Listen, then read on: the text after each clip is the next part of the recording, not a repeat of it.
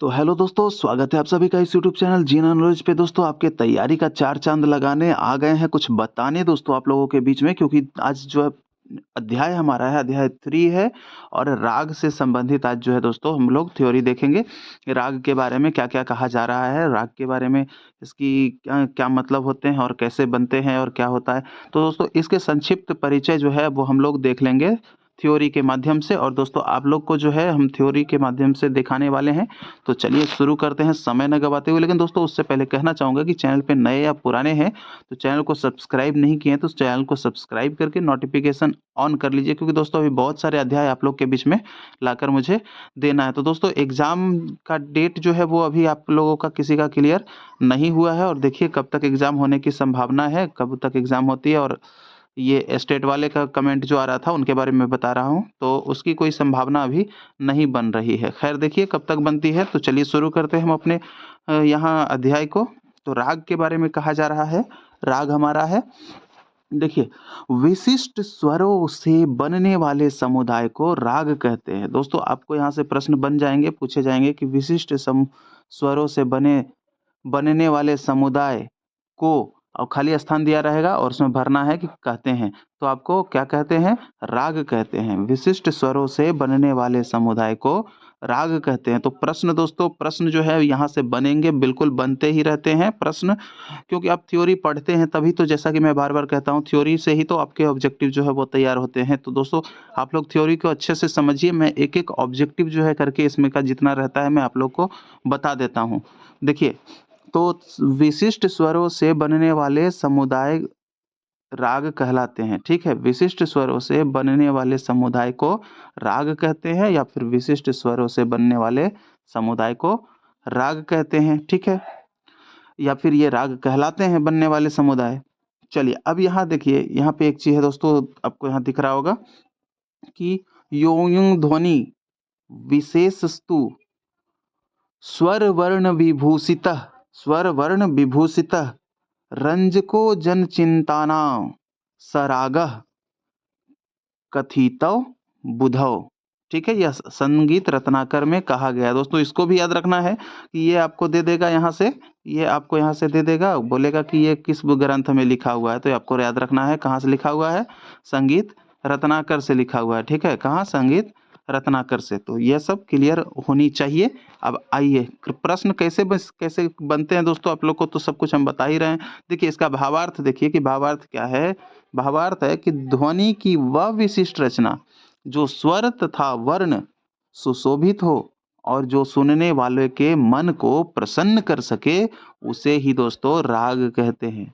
ठीक है, उसे ही क्या कहते हैं? राग कहते हैं। आइए एक बार और देखिए, ध्वनि की वह विशिष्ट रचना, ध्यान रखिए, ध्वनि की वह विशिष्ट रचना स्वर तथा वर्ण सुशोभित हो, जो सुनने वालों के मन को प्रसन्न कर सके, उसे राग कहते हैं। ऐसा जो है ये संगीत रत्नाकर का ये परिभाषा दिया गया है। संगीत रत्नाकर के अनुसार ऐसा बताया जा रहा है, ठीक है?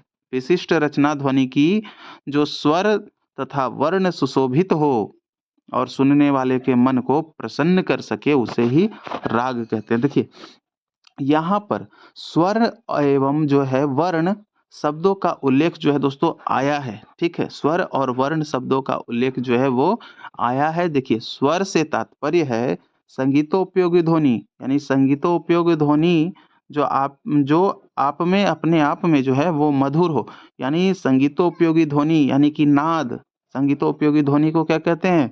नाद कहते हैं। और नाद दो प्रकार के होते हैं, एक आहत और एक अनाहत। तो मधुर वाला कौन सा हो जाता है आपका? मधुर मधुर वाला आहत नाद हो जाता है, ठीक है? तो आहत नाद ये ध्यान रखना है। अब निरंतर एवं स्वयं चित्त को प्रसन्न करने वाली हो, यानी कहने का मतलब निरंतर, यानी कि निरंतर एवं स्वयं जो है वो चित्त को क्या करे?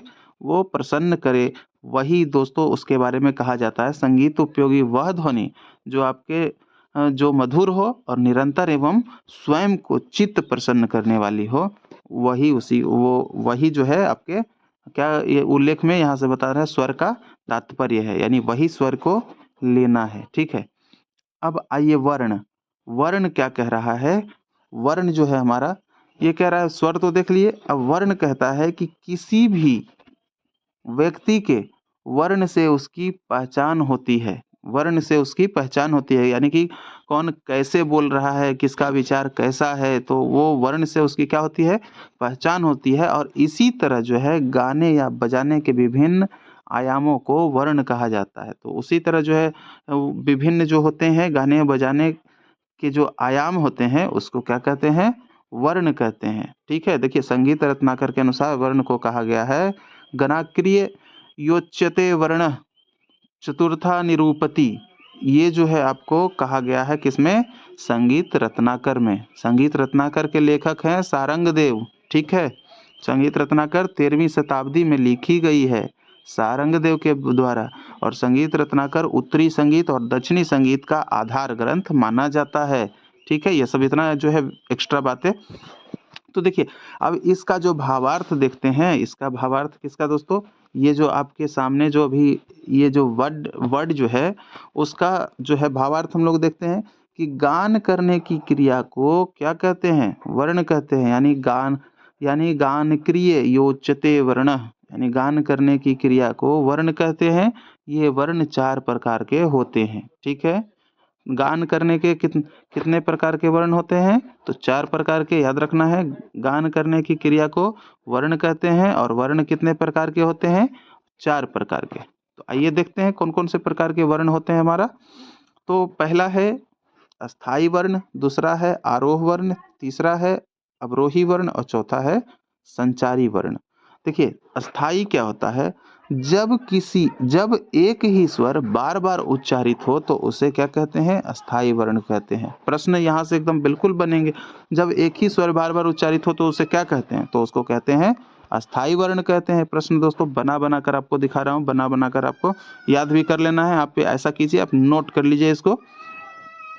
अगला है आरोह वर्ण, षडज से ऊपर निषाद की ओर, षडज से ऊपर बढ़ेंगे, ऊपर निषाद की ओर, तो ये क्या होगा, इस क्रिया को क्या बोलेंगे, सारे ग म प ध नि सा।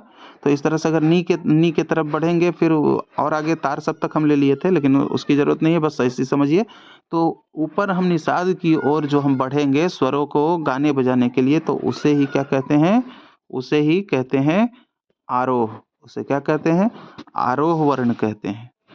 अगला है अवरोह, ठीक इसका विपरीत। आरोह हो गया चढ़ते क्रम और अवरोह हो गया उतरते क्रम, यानी कि नी से सा की तरफ जब हम आएंगे तो उसे अवरोही वर्ण कहेंगे। उसे क्या कहेंगे, अवरोही वर्ण। देखिए निषाद से नीचे की ओर स्वरों के गाने या बजाने को अवरोही वर्ण कहते हैं। उसको क्या कहते हैं, अवरोही वर्ण कहते हैं। अब देखिए संचारी, संचारी क्या कहलाता है, अस्थाई, आरोह, अवरोही, इन तीनों के मिश्रण से स्वरों के गाने बजाने को संचारी वर्ण कहते हैं। देखिए संचारी वर्ण में क्या होता है कि तीनों मिला हुआ होता है, अस्थाई, आरोह, अवरोही, और ये तीनों जो है मिला हुआ होता है, उसे क्या कहते हैं, संचारी वर्ण। देखिए अस्थाई देख लिए, आरोह देख लिए, अवरोह देख लिए। देखिए अस्थाई में क्या था कि एक ही जो था शब्द, उसी को हम लोग क्या करते थे, बार बार बजाने की क्रिया को क्या कहलाता था। देखिए यहाँ पे बताए ना हम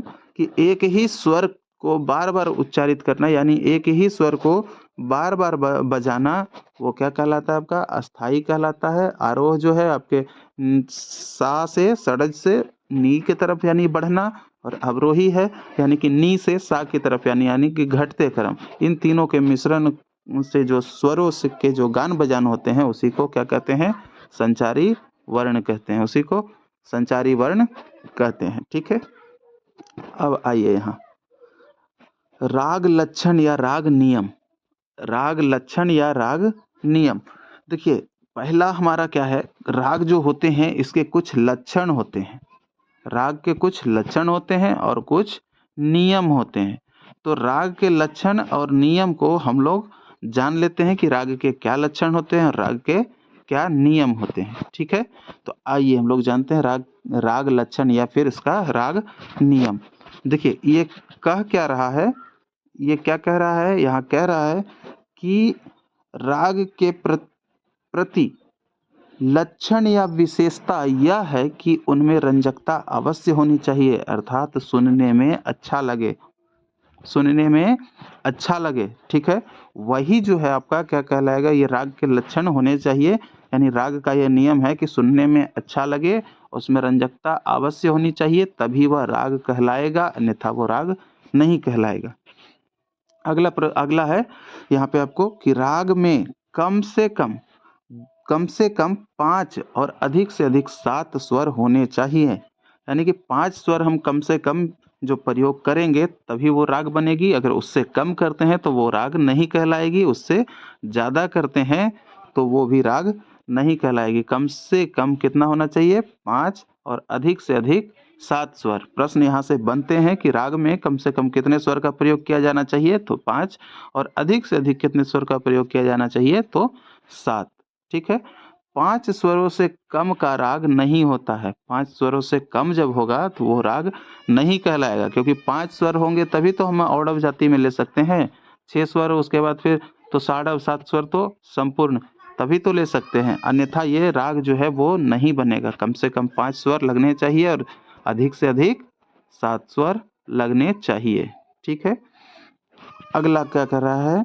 अगला जो लक्षण कह रहा है वो कह रहा है कि प्रत्येक राग को किसी न किसी थाट से उत्पन्न माना जाता है। किसी न किसी थाट से उत्पन्न माना गया है। जैसे राग भूपाली कल्याण थाट से तथा बागेश्वरी को काफी थाट से उत्पन्न माना गया है। तो प्रत्येक राग जो है, मान लीजिए कि किसी कोई राग है, अपने कोई थाट है, वो थाट के नाम से ही अगर वो राग बनेगी तो उसे आश्रय राग कहते हैं। एक थाट से एक आश्रय राग होता है। ठीक है, एक थाट से एक ही आश्रय राग होता है और बाकी जो है वो सब राग बनते हैं। जैसे कि आपको बता दिए यहाँ पे, राग भूपाली कल्याण थाट से है तथा बागेश्वरी जो है वो काफी थाट से उत्पन्न माना जाने वाला राग है। देखिए आगे क्या कह रहा है कि किसी राग में षडज अर्थात सा कभी वर्जित नहीं होता है। यह भी प्रश्न बनेंगे यहाँ से। प्रश्न तो केवल प्रश्न ही बन रहे हैं, आप बिल्कुल यहाँ पे गौर कीजिए, तो केवल प्रश्न ही बन रहे हैं। किसी राग में षडज अर्थात सा, यहाँ से आपके प्रश्न बनेंगे कि कौन सा जो है स्वर, कौन सा जो है स्वर जो राग में कभी वर्जित नहीं होता है? तो सही आंसर क्या होगा? सा, षडज, जो कि कभी वर्जित नहीं होता है। क्योंकि यह सप्तक का आधार स्वर माना जाता है। देखिए यहाँ से भी प्रश्न बन गए कि सप्तक का आधार स्वर कौन होता है? तो सप्तक का आधार स्वर षडज होता है, यानी कि सा होता है। ठीक है, तो यहाँ से प्रश्न बनने में कोई प्रकार का दिक्कत नहीं। अब आइए हम लोग देखते हैं यहाँ पे क्या कह रहा है। यहाँ पे हम लोग देखेंगे अब इसके आगे जो है, चौथा तो देख लिए, चार तो हम लोग देख लिए कि क्या उसके नियम और लक्षण थे। अब 5 में देखते हैं। यहाँ पे जो 5 है, यहाँ कहा जा रहा है कि प्रत्येक राग में मध्यम और पंचम में से कम एक स्वर अवश्य होने चाहिए। प्रत्येक राग में, यानी कि कहने का क्या मतलब है कि दोनों स्वर एक साथ वर्जित नहीं होते। कौन? म और प। किसी भी राग में जो है दोनों स्वर एक साथ वर्जित नहीं होता है, और सा जो है वो कभी वर्जित नहीं होता है, किसी में नहीं होता है। ठीक है, तो ये क्लियर हो गया। म और प जो है दोनों एक साथ वर्जित आपके नहीं होते हैं। कौन? म, मध्यम और पंचम। अगर किसी राग में प के साथ शुद्ध म वर्जित है तो उसमें तीव्र म अवश्य रहता है। यानी कि प के साथ अगर शुद्ध म जो है वो वर्जित है तो आपके साथ वो क्या होगा? वो तीव्र जरूर रहेगा, अन्यथा वो राग नहीं बनेंगे। दोनों वो एक साथ वर्जित नहीं हो सकते हैं। अगर शुद्ध नहीं होगा तो तीव्र होगा, तीव्र नहीं होगा तो शुद्ध होगा। ठीक है, जैसे आप आइए, जैसे कि देखिए इसमें, जैसे उदाहरण स्वरूप आपको दिखाया जा रहा है, भूपाली में मध्यम देखिए वर्जित रहता है। ठीक है, अब मालकौंस में पंचम वर्जित है। मालकौंस में जो है पंचम वर्जित है, परंतु भूपाली में पंचम तथा मालकौंस में मध्यम स्वर जो है वो आपका विद्यमान रहता है। ठीक है, तो इसी प्रकार से समझ में आ गया होगा कि अगर शुद्ध वहाँ पे अगर वर्जित रहे तो आपका तीव्र रहेगा, और तीव्र वर्जित रहे तो आपका शुद्ध रहेगा। ठीक है, और उसके बाद फिर देखिए, राग मारवा में पंचम एवं शुद्ध मध्यम वर्जित है, परंतु उसमें तीव्र मध्यम है। दोनों जो है दोस्तों वो आपका कभी भी मतलब वर्जित नहीं हो सकता है। म और प दोनों में से कोई एक को होना आवश्यक है, जरूर है, जरूर रहेगा। दोनों जो हैं वो आपके वर्जित नहीं हो सकते हैं। ठीक है, अब चलिए छठा देखते हैं। छठा क्या है? छठा जो नियम कह रहा है वो क्या कह रहा है? छठा, प्रत्येक राग में आरोह अवरोह, वादी संवादी, पकड़ एवं गायन समय को निर्धारित करना आवश्यक है। निर्धारित करना क्या है?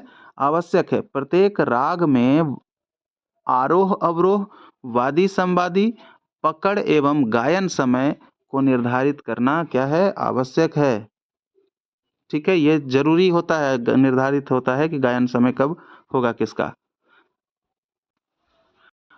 चलिए अब जो है 7 नंबर, वो क्या कह रहा है? 7 नंबर में क्या कह रहा है कि राग में किसी स्वर के दोनों रूप एक साथ एक एक दूसरे के बाद जो है एक दूसरे के बाद प्रयोग।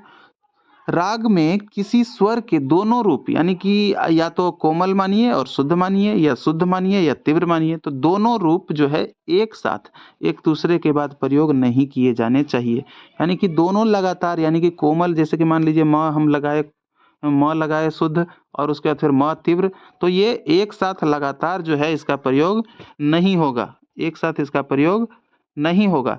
उदाहरण स्वरूप और देखिए कि जैसे कि आप रे लगा रहे हैं, रे कोमल लगा रहे हैं, तो रे आप तुरंत आप उसके जस्ट बाद जो है शुद्ध नहीं लगा सकते हैं। यह राग में ऐसा नहीं होता है, राग का नियम नहीं है। ठीक है, तो चलिए यहाँ पे जैसे कि आप लोग देख लिए कि कोमल रे और शुद्ध रे अथवा कोमल ग और शुद्ध ग किसी भी राग में एक के बाद एक नहीं आते हैं। जैसा कि हम आपको बताए, एक के बाद एक नहीं आते हैं। यह संभव है कि आरोह में शुद्ध प्रयोग किया जाए तथा अवरोह में कोमल। देखिए यह निश्चित है कि आरोह यानी कि जाते वक्त और अवरोह जो आते वक्त है, इसमें अगर हम कोमल लगा रहे हैं तो इसमें अगर लगेगा भी तो वो तीव्र लगेगा। ठीक है, इसमें अगर लगेगा भी तो तीव्र लगेगा। ठीक है, तो इसी तरह से है ये। तो यहाँ पे आपका ये 7 नंबर में जैसे कि आप देखिए, खमाज राग में शुद्ध निषाद और अवरोह में कोमल निषाद का प्रयोग होता है। कोमल निषाद का प्रयोग होता है। ठीक है, कोमल नी का। और आपके खमाज में शुद्ध निषाद और अवरोह जब उसकी बात करें तो कोमल निषाद का प्रयोग होता है। चलिए अब देखते हैं कि इसको क्या कहा गया है। इसको कहा गया है कि विद्वान विद्वान एवं शिक्षक गण राग के वर्णों को गा बजाकर समझा सकते हैं। दोस्तों देखिए, हाँ बिल्कुल समझा सकते हैं, गा बजाकर समझा सकते हैं। साथ ही राग के नियमों को, रागों को सीखते समय उनके पालन होने को भी उदाहरण सहित समझा सकते हैं। हाँ वो बिल्कुल, ये इसके लिए प्रैक्टिकल क्लास करना पड़ेगा, क्योंकि उसके लिए वहीं से वो आपका क्लियर होगा। चलिए अब क्या कह रहा है, रागों में स्वरों के प्रकार। रागों में स्वरों के प्रकार देखते हैं कि वो प्रकार क्या होता है, कैसे कैसे स्वर लगते हैं और कैसा कैसा स्वर राग में प्रयोग किए जाते हैं और स्वर कौन सा होता है। तो आइए देखते हैं। देखिए हिंदुस्तानी संगीत पद्धति में रागों में 4 प्रकार के स्वरों का प्रयोग किया जाता है। कितने प्रकार के? नोट कीजिएगा, यहाँ पे आपको याद रखना है कि हिंदुस्तानी संगीत पद्धति में रागों में 4 प्रकार के स्वरों का प्रयोग किया जाता है। तो प्रश्न बनेंगे कि कितने प्रकार के स्वरों का प्रयोग किया जाता है, तो सही जवाब देना है 4 प्रकार के स्वरों का प्रयोग किया जाता है। कदम कदम पे प्रश्न बन रहे हैं, क्योंकि प्रश्न तो थ्योरी से ही आते हैं। थ्योरी अगर आप अच्छे से समझ गए तो आप ऑब्जेक्टिव के में माहिर हो जाएंगे, और ऑब्जेक्टिव आप खुद ही निकाल कर और खुद ही जो है वो आपके क्लियर हो जाएंगे। अगर आप लोगों को चाहिए, अगर पीडीएफ चाहिए तो आप लोग कमेंट कीजिएगा। और दोस्तों पीडीएफ चाहिए तो आपको टेलीग्राम ज्वाइन कर लेना है। यहाँ से टेलीग्राम आप ज्वाइन कर लीजिएगा। आपका सेम नाम जो है जीना नॉलेज, आप वहाँ पे भी सर्च कीजिएगा। टेलीग्राम पे जाके तो सर्च कीजिएगा तो जीना नॉलेज आ जाएगा। उसके बाद फिर आप लोग उसमें ज्वाइन कर लीजिएगा, और ज्वाइन करने के बाद जो है वहाँ से हम आपको जो है टेलीग्राम में आपको जो भी पीडीएफ है, यहाँ पे जो भी पढ़ा रहे हैं वो आपको जो है वहाँ पे प्रोवाइड करवा देंगे। तो इसलिए बिल्कुल आप लोग धैर्य होकर पढ़िए, इत्मीनान होकर पढ़िए, ज़्यादा से ज़्यादा पढ़िए, सबका वीडियो देखिए, जितने भी यूट्यूब पे पढ़े हैं सबका वीडियो देखिए, जहाँ से जो अच्छा लगे वो आप पढ़िए बिल्कुल, लेकिन पढ़ते रहिए। ठीक है, चलिए अब यहाँ पे हम लोग क्या देखने वाले थे, राग में स्वरों के प्रकार। तो स्वरों के प्रकार हम बता दिए कि क्या होता है कि रागों में 4 प्रकार के स्वरों का प्रयोग किए जाते हैं। आइए उन्हीं 4 प्रकार के स्वरों को हम लोग अब देखते हैं। कौन-कौन से स्वर हैं? पहला देखिए, इसको कहते हैं वादी स्वर। वादी स्वर क्या होता है राग में कि वादी स्वर उस एक स्वर को कहते हैं जिसका प्रयोग राग में अन्य स्वरों की अपेक्षा अधिक प्रयोग होता है। उसे ही क्या कहते हैं? वादी स्वर। और वादी स्वर को राजा के समान माना गया है। जैसे देखिए, किसी राग में मान लीजिए कि आपका म ज़्यादा प्रयोग हो रहा है, तो जो स्वर जो है ज़्यादा बार प्रयोग होगा उसको वादी कहेंगे, ठीक है? अभी यही समझिए, अभी वादी पढ़ रहे हैं तो वादी समझिए। जो ज़्यादा बार प्रयोग होगा उसी को हम लोग क्या कहेंगे? वादी कहेंगे, जिसका प्रयोग राग के अन्य स्वरों के अपेक्षा अधिक प्रयोग हो, तो उसी को क्या कहते हैं? और जो अधिक प्रयोग होता है उस वादी स्वर को क्या कहते हैं? राजा के समान माना गया है, उसको राजा स्वर भी कहा जाता है। वादी स्वर को राजा स्वर भी कहा जाता है, ठीक है? अब आइए यहाँ पे देखिए, उदाहरण स्वरूप कुछ है कि राग यमन में वादी स्वर जो है गांधार है। यहाँ पे राग यमन का है, बात कर रहा है।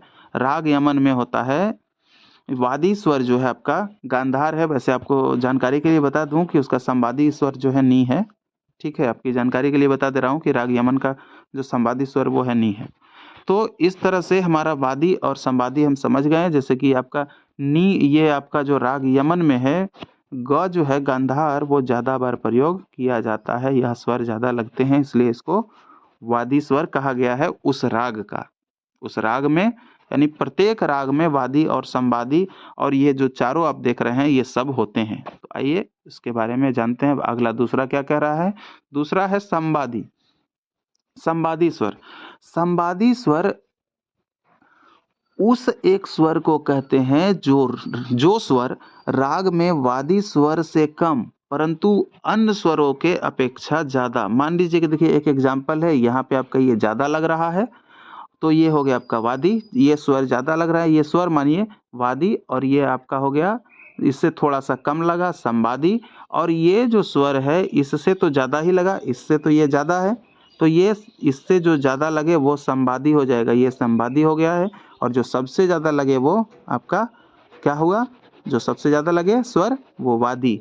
और ये आपका ये भी आगे बताएंगे, और इससे नीचे भी होता है। तो धीरे धीरे जो है इस क्रम से आप समझिए। तो चलिए क्या कह रहा है कि संवादी स्वर, संवादी स्वर उस एक स्वर को कहते हैं जो स्वर राग में वादी स्वर से कम परंतु अन्य स्वरों की अपेक्षा अधिक प्रयोग में लाया जाता है। जैसा कि हम बताए कि अन्य स्वर की अपेक्षा जो है अधिक प्रयोग में लाया जाता है और आपके वादी स्वर की अपेक्षा कम, ठीक है? तो क्लियर? अपेक्षा कम। और देखिए, संवादी स्वर को राग में मंत्री के समान माना जाता है। दोस्तों, मंत्री के समान माना जाता है यानी कि राजा जो होते हैं वो ज्यादा बार प्रयोग किए जाते हैं, यानी राजा जो है वो ज्यादा आदेश देते हैं तो वो राजा कहलाते हैं। और ये आपका मंत्री है, उससे थोड़ा सा कम हो गए, उससे थोड़ा सा कम हो गए। तो संवादी को क्या बोल रहे हैं? मंत्री स्वर बोल रहे हैं, मंत्री माना गया है। जैसे कि आप उदाहरण में देखिए कि राग यमन का संवादी जो स्वर था, यमन का संवादी जो स्वर वो क्या होता है? निषाद होता है। क्या होता है? निषाद होता है, ठीक है? राग यमन का वादी स्वर निषाद होता है, राग यमन का वादी स्वर। अब आगे देखिए अनुवादी की तरफ हम देखते हैं कि तीसरा स्वर क्या होता है? अनुवादी। देखिए अनुवादी क्या बोल रहा है? वादी एवं संवादी स्वरों को छोड़कर बाकी बचे हुए स्वर जो भी होते हैं वो अनुवादी होते हैं। राग में अनुवादी स्वर को सेवकों की उपमा दी गई है। देखिए, सेवकों की उपमा दी गई है। सेवक यानी कि वादी और संवादी जो था आपका, वादी जो था इतना स्वर लगा, इतना स्वर इसमें लगा, टोटल जो है देखिए 12 स्वर होते हैं। जैसा कि आप लोग जानते हैं संगीत में कितने स्वर होते हैं? 12 स्वर होते हैं, कुल 12 स्वर होते हैं। तो जो स्वर अब इन दोनों में लगने के बाद जो स्वर जो बच गए वही स्वर क्या कहलाता है? आपका अनुवादी कहलाता है। और देखिए और आगे एक चीज बताते हैं, अभी अनुवादी कहलाता है, बस इतना समझिए। अब थोड़ा सा उसमें से और एक चीज कट होगा। जैसे कि देखिए बचे हुए स्वर यानी कि आप मान इसमें देखिए सारे म प ध ये अनुवादी स्वर हैं और राग में अनुवादी स्वर को सेवकों की उपमा दी गई है, ठीक है। सेवकों की उपमा दी गई है। अब देखिए, अब एक होता है इसमें चौथा विवादी। देखिए क्या क्या क्या आप देख लिए ऊपर, वादी देखे, संवादी देखे, और आपका फिर यहाँ पे हम लोग अनुवादी देखे, और अब देख रहे हैं विवादी स्वर। देखिए विवादी क्या कर रहा है, विवादी स्वर उस एक स्वर को कहते हैं जो राग में वर्जित होता है, यानी कि उसका प्रयोग नहीं होता है, राग में वर्जित होता है, परंतु कभी कभी जो है राग में सुंदरता बढ़ाने के लिए इसका प्रयोग कर दिया जाता है, ठीक है। कभी कभी वो भी कुशल गायकों द्वारा किया जाता है, अन्यथा जो है राग जो है वो आपका बिगड़ जाएगा। तो कभी कभी इसमें प्रयोग कर दिया जाता है, जैसे कि देखिए राग भैरवी में शुद्ध रे जो है वो आपके, शुद्ध रे जो है आपके क्या है, विवादी है। राग भैरवी में शुद्ध रे है वो जो क्या है, शुद्ध रे जो है वो आपका विवादी है, लेकिन रंजकता बढ़ाने के लिए वो जो है शुद्ध रे का प्रयोग कर दिया जाता है। भैरवी में देखिए कौन कौन से शब्द प्रयोग होते हैं राग भैरवी में, रे, ग, ध और नी, ये आपके सारे कोमल स्वर प्रयोग किए जाते हैं, लेकिन यहाँ आपका शुद्ध रे जो है वो आपका क्या है, विवादी है राग भैरवी में, तो विवादी स्वर का प्रयोग नहीं करते हैं। लेकिन यहाँ पे क्या बोला है, लेकिन यहाँ पे बोला है कि भैरवी में शुद्ध रे विवादी स्वर का प्रयोग कुशलता से करना चाहिए, नहीं तो राग का स्वरूप एवं रंजकता को नुकसान पहुंचाता है, यानी कि वो जो है सुनने में फिर अच्छा नहीं लगता है, यानी कि आप खुद ही बोलेंगे थोड़ा सा गड़बड़ा गया या फिर ये हो गया, तो वो अच्छा नहीं लगता है। देखिए विवादी स्वर को शास्त्र की उपमा दी गई है। विवादी स्वर को क्या बोला जाता है, शास्त्र। इसको शास्त्र की उपमा दी गई है, शास्त्र की उपमा दी गई है किसको, विवादी स्वर को। चलिए अब देखिए किसको, आपको जो था आपका वादी स्वर जो था, वादी को किसकी उपमा दी गई थी, वादी को राजा की उपमा दी गई थी। विवादी और ये सॉरी, वादी के बाद संवादी, संवादी को क्या उपमा दी गई थी, संवादी को मंत्री की उपमा दी गई थी। क्या, राजा के बाद फिर मंत्री, ठीक है, राजा के बाद मंत्री की उपमा दी गई थी। और उसके बाद फिर आपका जो अनुवादी था उसको क्या उपमा दी गई, उसको अपमा वो जो था आपका क्या उपमा दी गई, सेवकों की उपमा दी गई, किसको, अनुवादी स्वर को। चलिए तो ये आपका क्लियर हो गया, चार जो है आपके क्लियर हो गए। स्वर जो है आपके लगते हैं चार प्रकार के स्वर जो प्रयोग होते हैं राग में, एक वादी होता है, संवादी होता है, अनुवादी होता है, और आपका एक होता है विवादी, जिसी में उसी में जो है विवादी में ही वर्ज स्वर आता है। विवादी स्वर को किसकी उपमा दी गई है, शास्त्र की उपमा दी गई है। चलिए क्लियर। अब आगे आइए यहाँ पे बढ़ते हैं। देखिए दोस्तों बुक का नाम पूछते रहते हैं आप लोग, तो देखिए टीजीटी का प्रैक्टिस सेट है, ये टीजीटी का प्रैक्टिस सेट हम करवा रहे हैं। आगे आइए, थोड़ा सा क्वालिटी थोड़ा सा लगता है गड़बड़ हो गया दोस्तों, खैर कोई बात नहीं, थोड़ा सा आप देखिए, इसको हम बता देते हैं। देखिए यहाँ पे क्या हो रहा है कि रागों की क्या पूछ रहा है, रागों की जाति अब कैसे निर्धारित होती है। तो रागों की जाति के लिए क्या होता है कि स्वरों की गिनती के आधार पर, स्वरों की गिनती के आधार पर, अथवा किसी राग में प्रयुक्त होने वाले स्वरों की संख्या के आधार पर जातियां निश्चित की जाती है, ठीक है। अभी समझिए इसको आप, इतना पहले जातियां कैसे निश्चित होती है, स्वरों के आधार पर, यानी कि कौन से राग में कितने स्वर लग रहे हैं, तो उसी के आधार पर जो है जातियां जो है वो आपकी बनती है, और उसी के आधार पर जातियां मानी जाती है। जातियां कितने होते हैं, मुख्य रूप से जातियां जो मानी जाती है वो आपके तीन जाति मानी जाती है, एक औडव, दूसरा साडव, तीसरा संपूर्ण। तो औडव साडव, औडव साडव और संपूर्ण, ये तीन जाति होता है, ठीक है। आइए इस तरह से हम लोग देखते हैं। देखिए इस तरह से है क्या कि इन तीनों में से कुल 9 प्रकार के रागों की जातियां निश्चित की गई है। 9 प्रकार के रागों की जातियां क्या है, निश्चित की गई है। इन तीनों से यहाँ से क्या है, 9 प्रकार की जातियां जो है वो आपके निश्चित की गई है, ठीक है। 9 प्रकार की जातियां, देखिए इसको आप लोग ध्यान दीजिए, कितनी प्रकार की जातियां, 9 प्रकार की जातियां जो है निश्चित किया गया है। और इसको जो है हम लोग क्या बोलते हैं, इसको जो है हम लोग क्या बोलेंगे, आइए देखेंगे बारी बारी से। तो इसको बोलते हैं पहली, देखिए पहली से स्टार्ट करते हैं औडव, और पहली से स्टार्ट करते हैं औडव। औडव जिसमें कि क्या होता है, 5 स्वर लग रहे हैं, किसमें, औडव में 5 स्वर लग रहे हैं, ठीक है। तो 5 स्वर लग रहे हैं, तो देखिए पहला आपको इस तरह से हम समझा देते हैं, बिल्कुल आप लोग धैर्य रखिए। पहला देखिए औडव, दूसरा होता है साडव, तीसरा होता है संपूर्ण। तो देखिए एक ये आपका औडव हो गया, तो औडव के साथ एक बार इसको लेना है, तो औडव साडव, जाति एक बन गई औडव साडव। औडव के साथ एक बार फिर इसको लेना है, ये क्या हो गया, अब हो गया औडव संपूर्ण, औडव संपूर्ण। एक बार खुद को खुद से, तो क्या हो जाएगा, औडव औडव औडव औडव, ठीक है।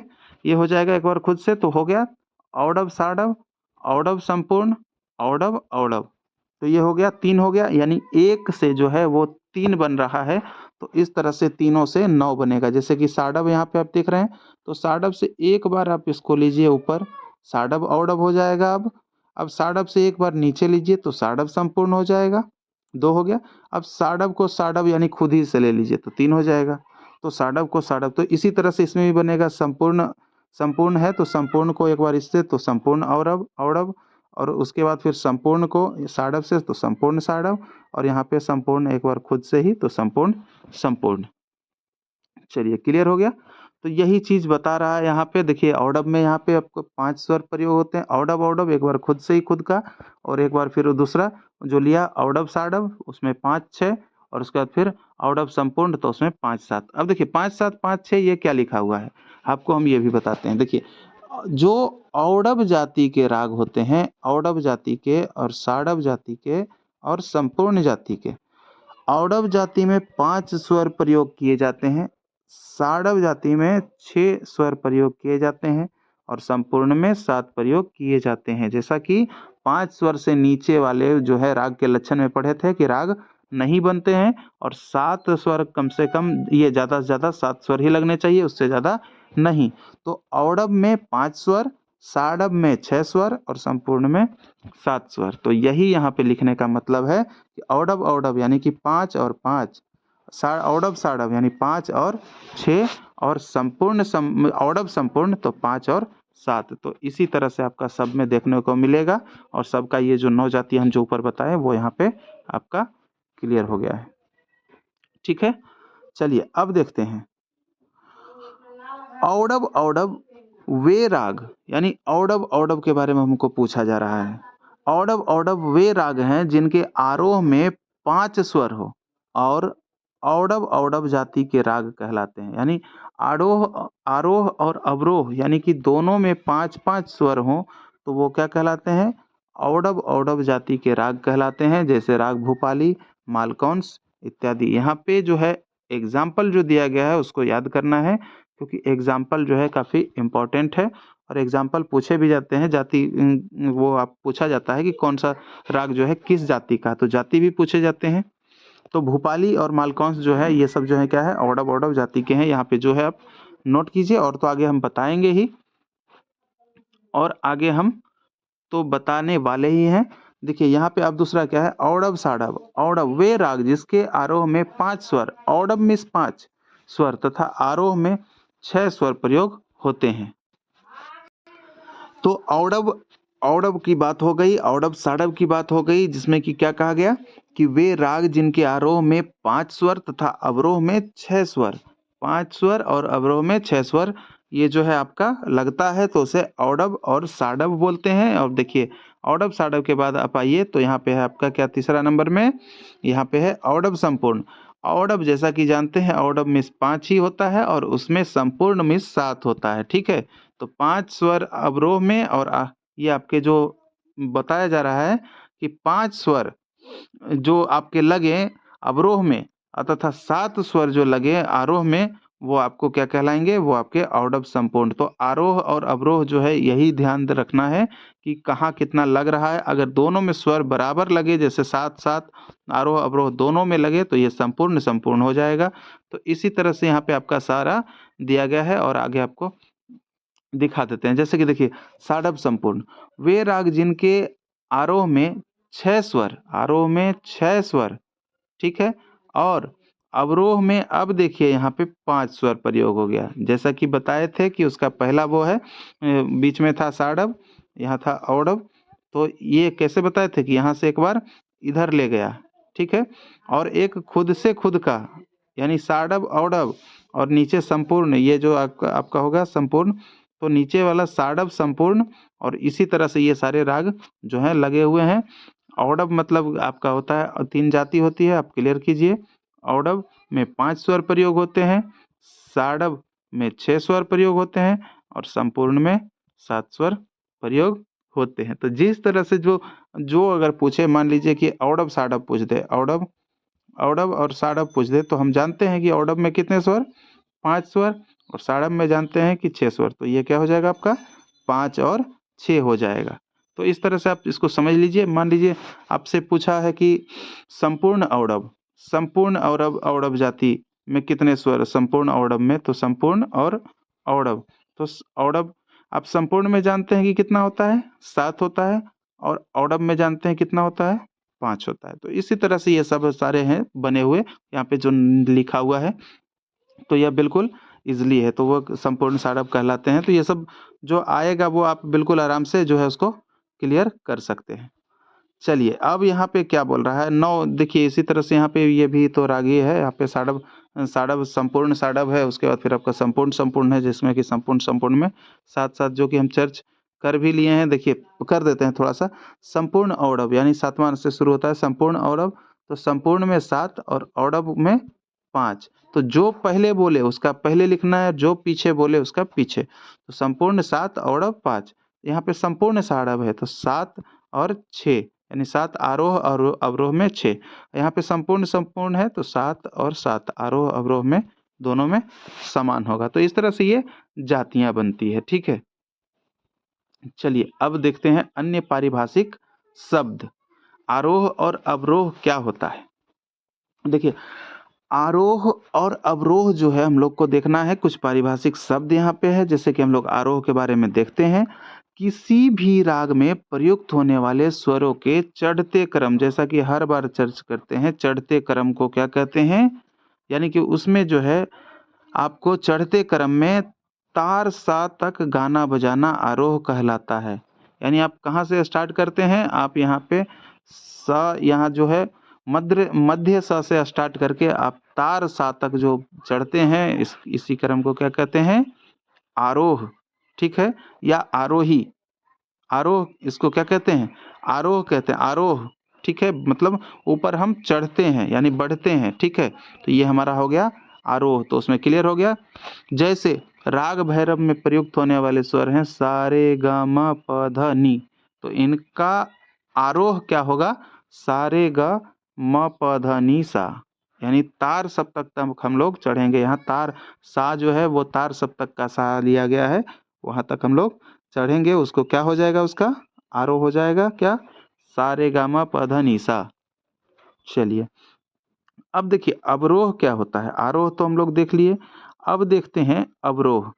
तो अवरोह किसको कहते हैं, तो अवरोह ये होता है कि इसमें जो कहा गया है कि किसी राग में प्रयुक्त होने वाले स्वरों को आरोह के विपरीत यानी तार सा से मध्य सा तक गाने बजाने की क्रिया को क्या कहते हैं, अवरोह कहते हैं। यानी कि जैसे हम आरोह में ऊपर गए तार सा तक, और वहीं से हमें नीचे आना है, तार सा से नीचे आना है मध्य सा तक, तो उसी उसी जो है आपके क्रिया को क्या कहते हैं, उसको क्या कहते हैं आपके मध्य सा, या आप नीचे भी उसके जा सकते हैं, आप जहाँ तक जा सकते हैं, तो वो चढ़ते हुआ उतरते हुआ, ठीक है। जरूरी नहीं है कि मध्य सा तक ही हम रुकेंगे। एक मतलब एग्जाम्पल लोग ज़्यादा है मध्य सा से स्टार्ट करते हैं, इसलिए मध्य सा मैं रिपीट कर दे रहा हूँ।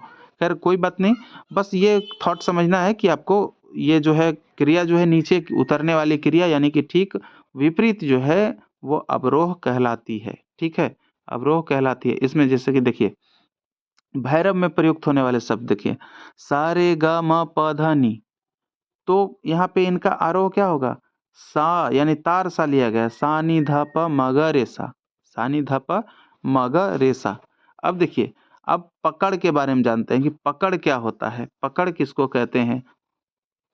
देखिए पकड़ क्या होता है कि किसी भी राग में प्रयुक्त होने वाले स्वरों को सबसे छोटा मेल या विन्यास जिनको गाते बजाते ही राग पहचान में आ जाए, यानी कि सबसे छोटा जो होता है मेल या विन्यास, जिसको कि आप गाना बजाना शुरू कीजिए, जैसे ही तुरंत आपको पहचान में आ जाए कि ये हाँ कि कौन सा राग का होगा, तो पहचान में आ जाए तो उसको क्या कहते हैं, वही आपका पकड़ कहलाती है, वही आपका पकड़ कहलाती है।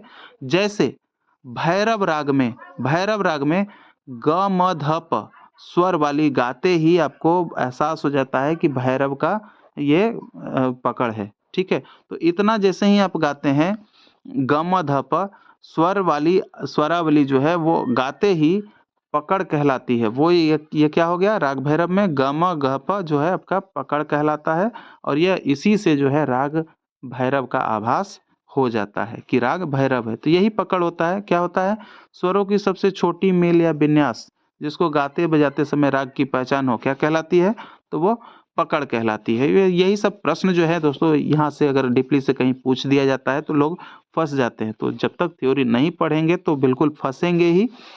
और आप लोग चैनल को सब्सक्राइब नहीं करेंगे तो अगला वीडियो कैसे आएगा, तो अगला वीडियो आप तक के पहुंचने के लिए आप चैनल को सब्सक्राइब तो कर दीजिए। चलिए दोस्तों, कोई बात नहीं, आगे बढ़ते हैं। अलाप, चलिए अलाप क्या है, अब देखिए अलाप की तरफ हम चलते हैं।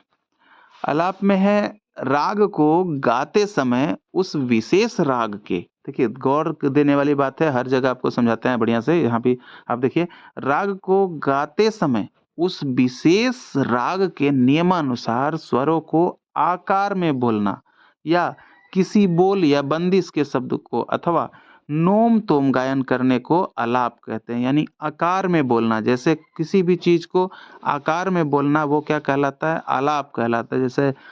जैसे आप बोल रहे हैं गा, तो उसको आकार लगा दीजिए गा, तो ये सब मतलब एक तरह से मान लीजिए कि ये सब क्या है, आलाप ही है। इसे गायन से पूर्व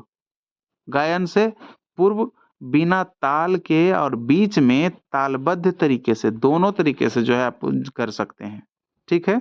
आकार, आकार जैसे कि आप लोग को यहाँ पे कुछ बॉक्स में जो है दिखाया गया है, मैं बताता हूँ यहाँ पे आपको। जैसे मान लीजिए स्वर है नी रे ग, तो ये तो आपको ऊपर में हम अभी बताए, वैसे अब समझने के लिए जो है मेन बॉक्स में आइए समझिए। देखिए जैसे आपको यहाँ पे स्वर दिया गया है नी रे ग, उसके बाद फिर यहाँ पे आकार जो है, यहाँ पे आपका इसको आकार में आपको क्या करना है, नी रे ग को तो इस तरह से जो है आपका ये, इसको क्या कहलाता है, यही आलाप कहलाता है। दोस्तों आलाप लेना जो है नहीं आ रहा है, आप आलाप लेके देख सकते हैं तो समझ सकते हैं, बस समझने योग्य बातें। आगे देखते हैं प म, यहाँ पे तीव्र लगाया है, प म रे रे, उसके बाद फिर ग, तो इसको आकार में उसी तरह से बोलना है,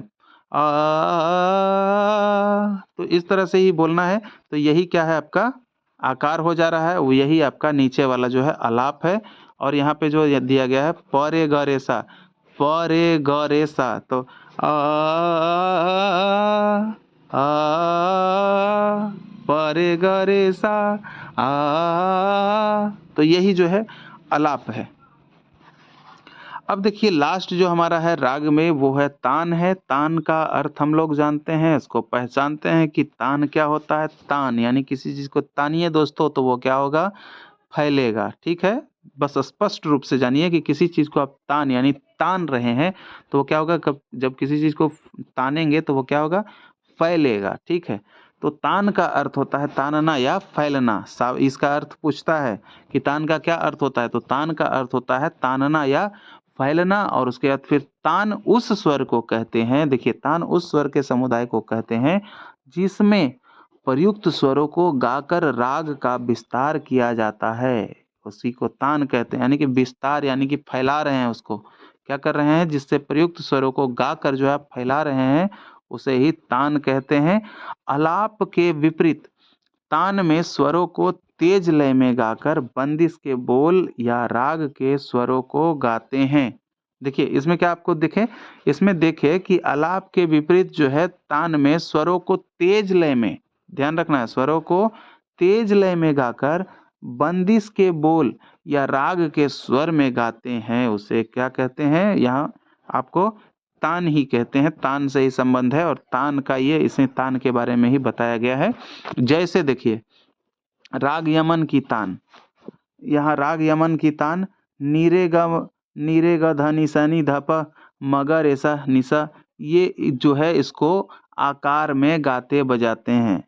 तो दोस्तों तान तो हम नहीं ले सकते हैं क्योंकि उतने वो जो आप समझ रहे हैं उस क्लास के हम सिंगर हैं नहीं कि हाँ उतना तान लेकर बता दें। बस थ्योरी पढ़ा रहे हैं, थ्योरी और समझने वाली बातें जो है वो सब क्लियर हो गई।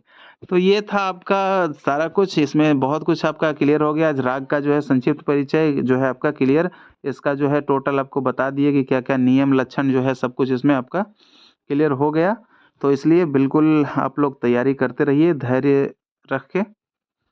रिजल्ट तो होगी ही, आपकी ही होगी, बाजी मारना है, आपको ही मारना है। तो चलिए, हमारा राग जो है चैप्टर 3 जो है वो आपका क्लियर हो गया है। ठीक है?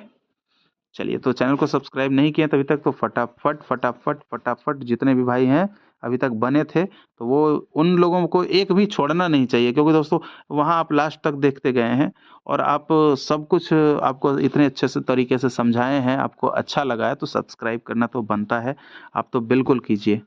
चलिए ठीक है, मिलते हैं अगले वीडियो में। अध्याय 3 है 4 के साथ। अध्याय 4 में कुछ नई चीज़ें आपको देखने को मिलेगी, कुछ नई-नई बातें होंगी उसमें। चलिए ठीक है, तो अपना ख्याल रखिए और तैयारी कीजिए, सबका वीडियो देखिए, हर जगह से देखिए, सेट पढ़िए, जो करना है वो कीजिए, लेकिन दोस्तों इस बार रिजल्ट जो है वो हासिल कीजिए। चलिए बहुत सारी शुभकामनाएँ आप लोग के साथ। जय हिंद, जय भारत।